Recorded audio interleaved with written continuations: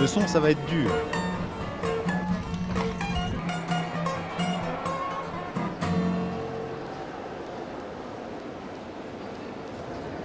Pourquoi l'eau colle-t-elle le sable? Alors ce qui est Liaison comment? Chimique?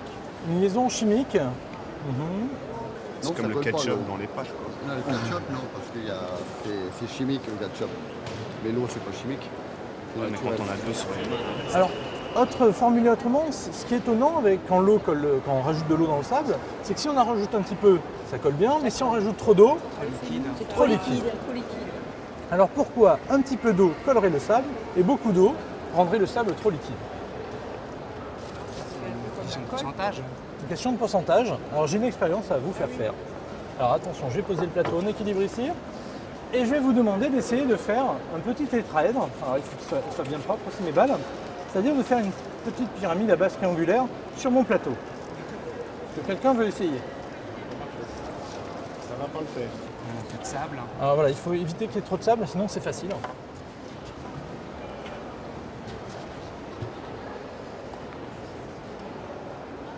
Je me sers de mes deux mains. Merci. Ah, ça va. Ouh là là. Alors, regardons. Non, ça va. Ça C'est va pas stable. C'est pas stable. Non. Vous voulez réessayer? Ah oui. Hop.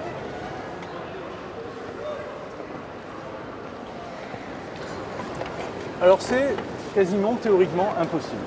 Alors à votre avis, si j'envoie un petit peu d'eau, si je pulvérise de l'eau, est-ce que l'eau va venir coller mes balles? Oui. Oui. Oui. Oui? On va faire l'expérience. Alors est-ce que vous pouvez me tenir les balles comme ceci? Et ici, j'ai un pulvérisateur avec de l'eau. Alors croyez-moi, c'est de l'eau propre, hein. C'est de l'eau du robinet. C'est pas de trucs et astuces. Alors je pulvérise un petit peu d'eau et monsieur, je vous laisse rajouter cette balle Ça devrait tenir mieux. dessus. Ah, bah, Et là, regardez, ça colle. Alors là, je vais même rajouter un petit peu d'eau. voilà. Ah oui, ça Et là, colle même, on bien. peut taper sur la table. Très bien. La petite pyramide, le tétraèdre, est stable. Oui, oui. Très bien. Alors regardez bien où est allée l'eau que j'ai pulvérisée.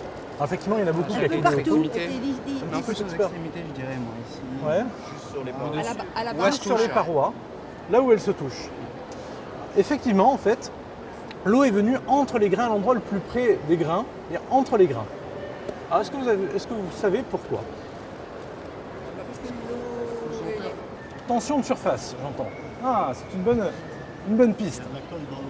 Alors, il n'y a pas de colle dans l'eau, c'est de l'eau du robinet, de l'eau bien propre.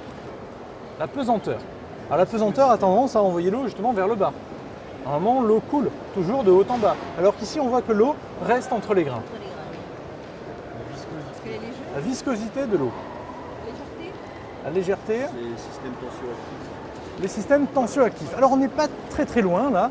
Alors, Ça se rapproche des. ça se des rapproche. tensions. Alors, les systèmes tensioactifs, c'est un peu différent. C'est un peu différent. Ici, on va plutôt parler de tension de surface. Alors, je m'explique. Je vais faire appel à vos vieux souvenirs. Une expérience que vous avez tous fait dans votre vie, c'est de remplir un verre d'eau à ras-bord. Et là, vous rajoutez quelques gouttes d'eau. Et là, vous vous apercevez que, eh bien, on a une jolie bosse sur l'eau. Vous avez déjà tous vu ça? Ouais.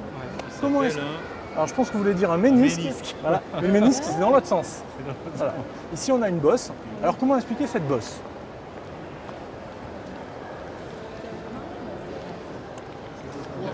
Le poids, ben justement, le poids voudrait l'inverse, voudrait que eh bien, la surface soit plate. Alors la réponse est complexe.